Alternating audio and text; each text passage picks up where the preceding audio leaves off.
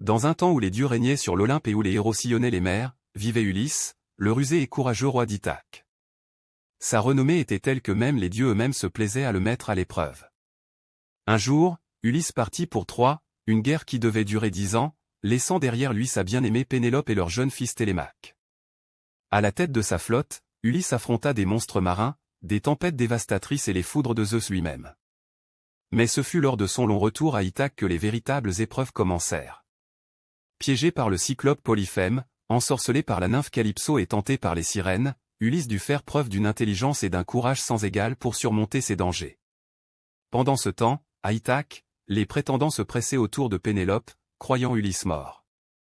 Mais Pénélope, fidèle à son époux, résista à leurs avances, tissant et défaisant chaque nuit une toile, promettant de choisir un prétendant une fois celle-ci terminée. Finalement, après de nombreuses péripéties, Ulysse revint chez lui, déguisé en mendiant pour échapper aux prétendants. Avec l'aide de son fils Télémaque et d'un fidèle serviteur nommé Eumée, il échafauda un plan pour se débarrasser des prétendants et rétablir son autorité. Lors d'une grande fête organisée par les prétendants, Ulysse, révélant sa véritable identité, dévoila son plan. Avec une adresse et une ruse inégalées, lui, Télémaque et quelques fidèles partisans se battirent contre les prétendants, rétablissant ainsi l'ordre à Ithaque. Pénélope, remplie de joie et d'incrédulité, accueillit son époux bien-aimé, dont le retour était longtemps espéré.